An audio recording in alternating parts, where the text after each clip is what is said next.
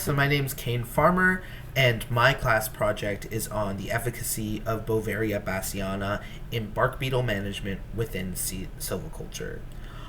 So I want to point out at first that I will not be touching on this within my slides, but if you're unfamiliar with the term silviculture, it specifically refers to forest management. So to start off my presentation, I'm going to be talking about what are bark beetles. So there are over 6,000 described bark beetle species, and bark beetles are beetles, so they're in the order Coleoptera, and bark beetle specifically refers to the family Curculonidae. Now, in terms of Beauveria bassiana, it infects around 700 different bark beetle species, and during this presentation, when I refer to bark beetles, I'm referring to them generally as a family.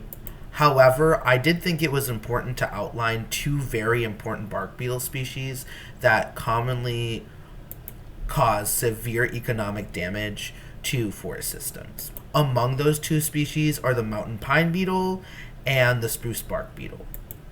Now, the mountain pine beetle is native to North America and has host trees such as the lodgepole pine, ponderosa pine, white bark pine, and other pine species.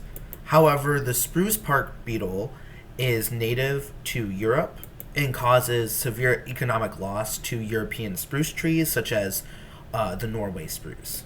This species has not been identified as a problem species in the United States. The beetle is currently closely monitored at U.S. ports by the USDA APHIS, which is the Animal Protection Health Inspection Service, to prevent its establishment. As we have many, specifically in North America, we have many introduced spruce species that may be susceptible to infection or infestation. So why should we care about this? Well, let me talk about the impact of bark beetles in silviculture. The European bark beetle, also known as the spruce beetle, has caused nearly 3 billion euros in damages annually in Europe.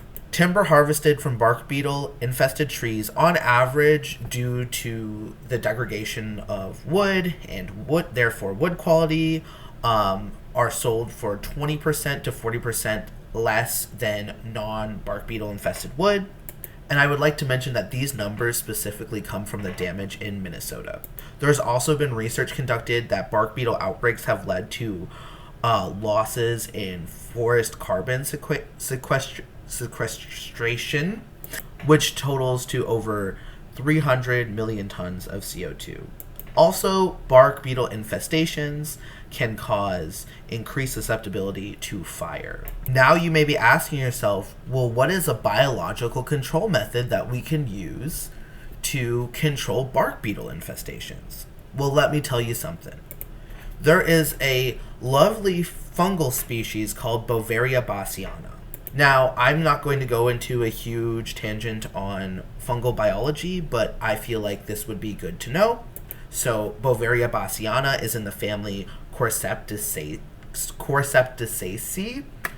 which you may know as cordyceps, which has been kind of in the media due to The Last of Us.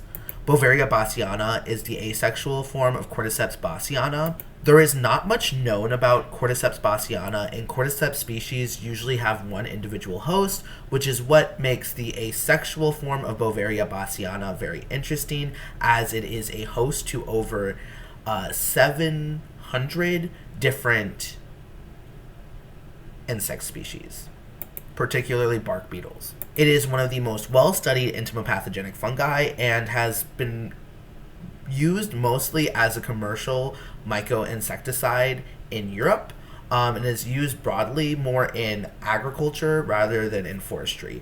But Beauveria bassiana causes white muscadine disease in all sorts of insects.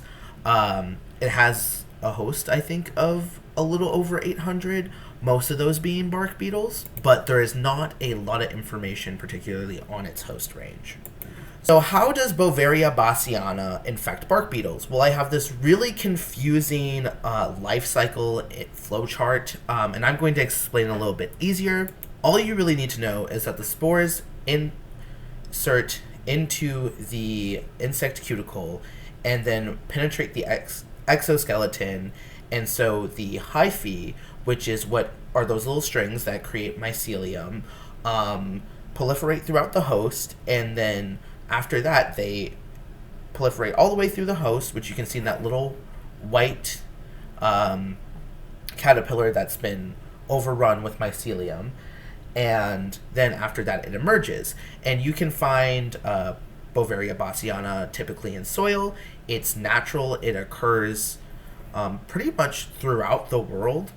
There's not a really good amount of information on its host range, as the fungus is typically just studied as a myco-insecticide. So what are the advantages and challenges of using Beauveria bassiana in bark beetle management? Well, one of the biggest advantages is the reduced insecticide use that comes with using most biological controls, which makes it amazing for IPM. It has a high level of target specificity, as research shows.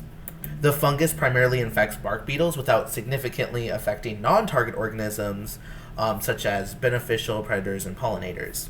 Also, research shows that there is no current reported resistance of Beauveria bassiana in bark beetles. The challenges of using Beauveria bassiana in bark beetle management are: application is very difficult and very costly. Large-scale application of fungal spores is very challenging.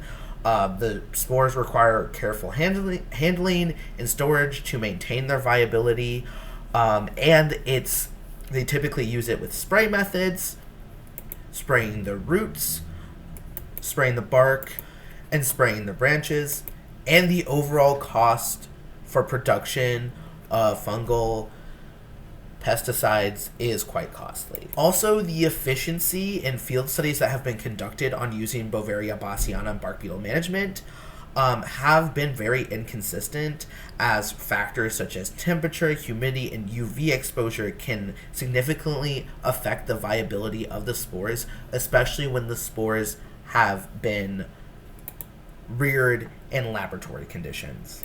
Also, certain bark beetle species respond better than others, which complicates the widespread adoption of Beauveria bassiana as a biological control. And Beauveria bassiana as a biological control, specifically within bark beetle management, has really only been adopted in Europe.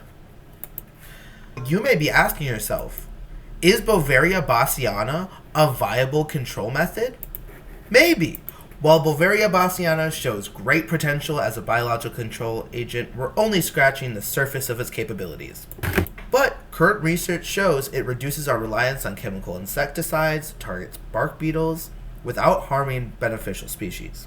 And there are currently no recorded cases of resistance. However, the challenges are still limiting.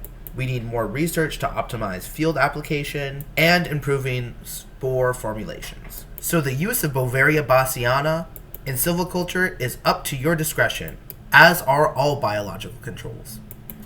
And to that, I want to leave you with a quote. Forest pathology and entomology is really cool, economically important, and understudied. We should put more funding towards it so I can go to graduate school. Yours truly, Cane Farmer. And that is the end of my presentation.